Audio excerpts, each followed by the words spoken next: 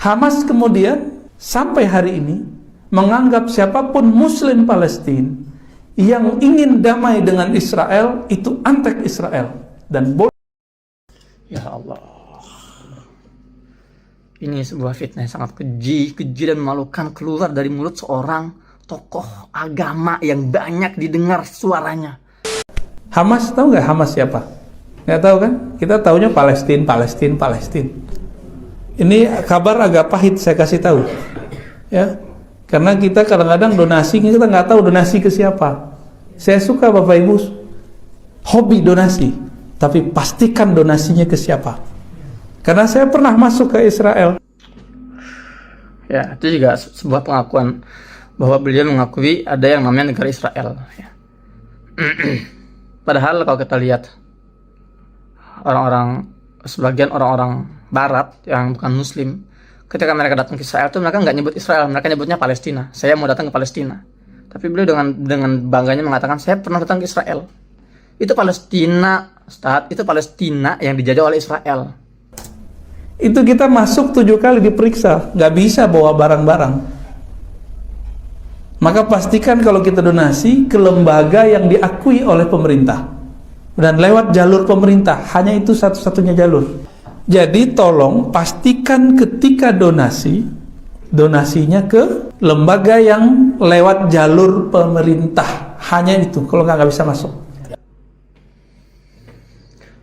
Jadi kalau dia bilang nggak ada donasi yang bisa masuk kecuali melalui pemerintah, ini fitnah yang sangat luar biasa. Ini bahaya teman-teman. Jadi dia itu seolah mengatakan bahwa semua lembaga-lembaga kemanusiaan Indonesia yang kirim bantuan ke Palestina itu dusta, bohong, nggak nyampe. Itu nggak ada itu. Jadi yang saya lakukan ini itu uang pribadi saya nih. Saya bagi-bagi ribuan paket sembako misalnya, kemudian ribuan iftar menu buka puasa, saya kirim bantuan medis ke pihak pemerintah. Itu berarti pakai duit saya itu duit orang Indonesia dan bisa masuk. Jadi Buya Rozi ini, Ustaz Rozi ini mungkin Allah berapa kali ya, dia masuk sekali mungkin ke wilayah Palestina di wilayah tepi barat, kemudian menyimpulkan semuanya. Ya iya, kalau ente lewatnya checkpoint Israel nggak bisa bawa duit sebanyak itu ke Palestina. Makanya sini ke Gaza dong, sini main ke Gaza. Jangan asal ngerocos itu mulutnya, gitu loh.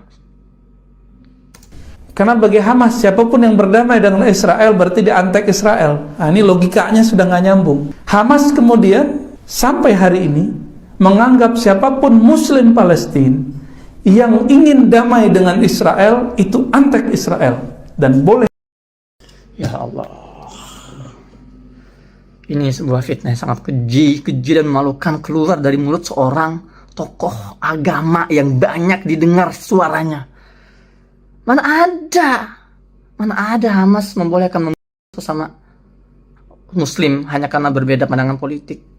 Ya, ini keterlaluan. Saya sudah buat konten sebelumnya tentang Hamas dan Fatah. Saya hidup di Gaza ini nggak sehari 2 hari. 12 tahun saya di Gaza.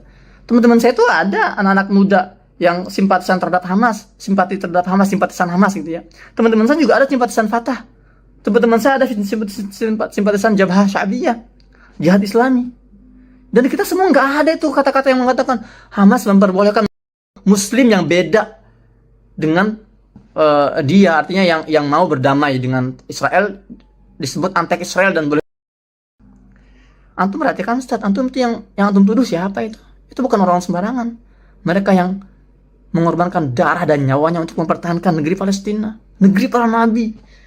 Mereka yang mempertahankan, mereka yang mengorbankan dengan darah dan nyawanya.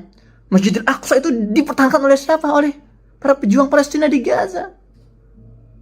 Entah itu Hamas, entah itu Fatah, entah itu Jihad Islami.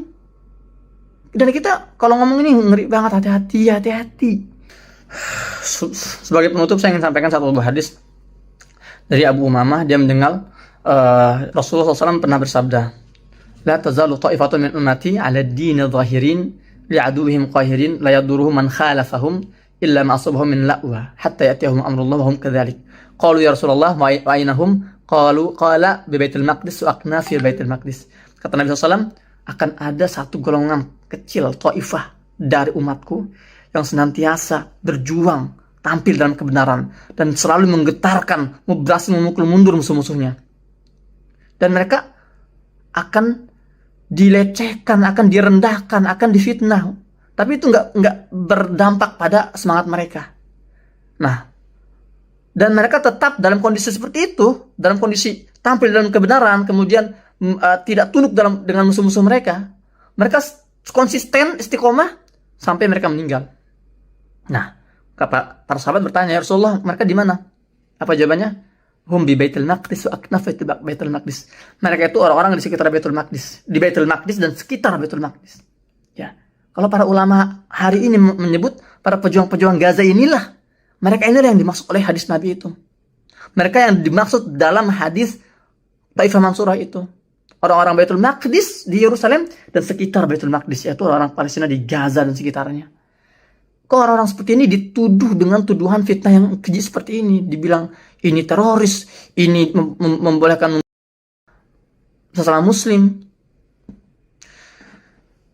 Ya, pesan saya kepada Ustaz Buya Rozi, antum orang yang berilmu, antum sudah doktor, ya, antum pahamlah bagaimana idza ja'akum fasiqun binaba'in fatabayyanu. Ada istilah tabayun, dan ini kalau tidak antum klarifikasi, kalau tidak antum luruskan informasi yang antum sampaikan dan sudah ditelan oleh masyarakat dan beredar luas, berat pertanggungjawabannya, Ustaz. Adapun tugas buat kalian teman-teman, postingan ini disebar seluas-luasnya untuk meluruskan fitnah yang terlanjur beredar di atas. Fitnah yang terlanjur beredar barusan.